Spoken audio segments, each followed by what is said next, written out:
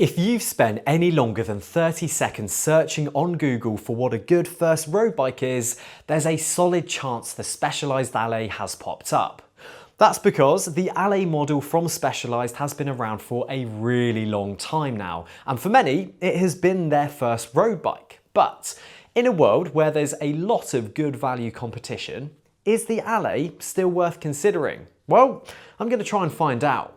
There's currently only two Allez models sold by Specialized, the base level and then the sport model.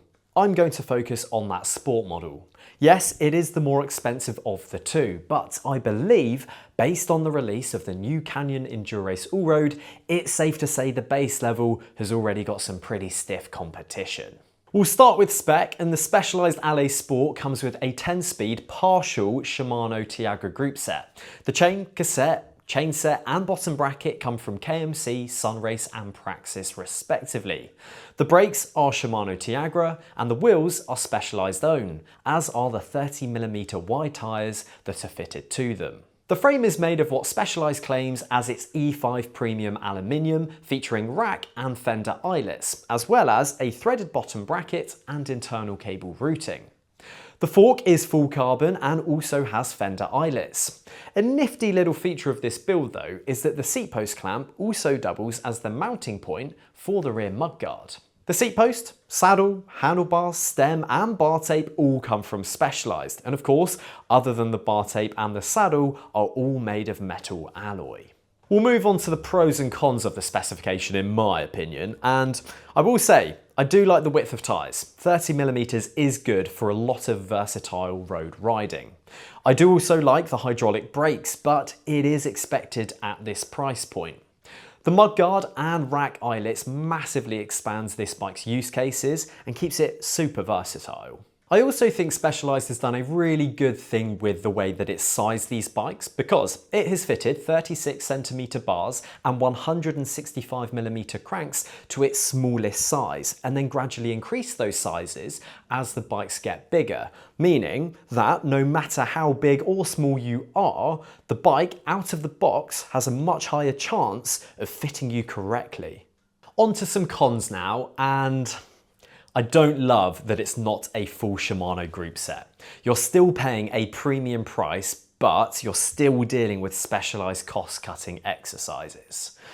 I also think, in my opinion, the colourways leave a little to be desired, and to be honest, I just don't love the price. It is clear that you are paying for the name. So who do I think this bike will best suit? Well, those who want to ride longer distances or just be comfortable on the bike, I think it will be really good for, thanks to that new endurance-focused geometry. I think it would be great for commuters and winter riding. It's not going to be so good for those higher speeds or competition because it's simply not made for it. The bike will feel a bit sluggish because it's not been designed to be ridden hard and fast.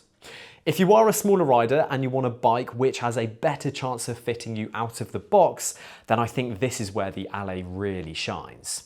Equally, if you're also at the tall end of the spectrum for the same reason, I think this bike would suit you well. Let's talk about livability though, because I think on a day-to-day basis, the Allez Sport should be pretty hassle-free. The lack of integrated cable routing at the bars makes servicing and some at-home repairs a bit simpler. In reality, there's actually very little to go wrong on this bike. Depending on your experience with maintaining bikes, the only job which may take a bit of learning will be how to bleed those brakes and look after the hydraulic disc brakes. But of course, you can just go to a shop and pay them to sort it out for you. When it comes to the gears, after watching some videos on YouTube, you'll be able to make all of the simple adjustments. But of course, you can again just take it to a bike shop and have them sort it out. I do feel confident that this bike shouldn't cause you much grief at all. Just keep it clean and the chain lubricated and you'll be absolutely sorted. Let's finally talk about value, and it's a real mixed bag. The Tiagra group set that comes fitted will soon likely be replaced with Shimano Qs, so perhaps try and get the current model on sale, but also don't worry if you can't. The Tiagra group set is still great, and the components are among my favourites in the Shimano range, but I am sad to see that this build doesn't offer a full Tiagra group set, and it has opted for some of those cheaper components to save on cost. The thought Specialized has put into the bike fit regarding varying widths of handlebars and crank lengths for different size riders is really good. Of course, you could go and buy a cheaper bike and buy the right size parts and have them fitted, but you also simply shouldn't have to. So I do applaud Specialized for that. And since by doing this they do save you some time, hassle and effort, it's up to you to decide if the higher initial price point of the bike makes it worth it. Of course, to an extent, you are also paying a higher price for the name. It's of no surprise to anyone that Specialized likes to position itself in the premium end of the market. So of course, they will price things accordingly. Can you buy other bikes that will do the same job for less money? Yes. Does it make this bike bad value? Not necessarily. In this case, I think it really depends on what you value. Compared to competitors, if you really want value, I'd forgo the cheaper Allez model on account of its lower spec group set and mechanical disc brakes, and instead opt for the Canyon Endurace Allroad.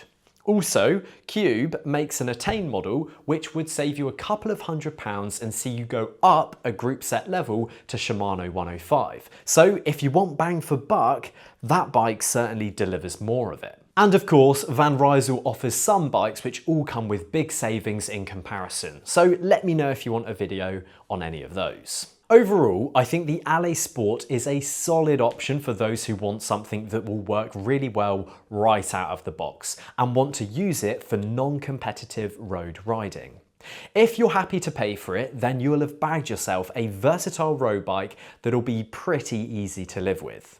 I'd certainly choose the Allez Sport over its cheaper little brother. If you want value, then I'd be looking at Canyon. And on that note, let me know down below which bike you want me to rate next.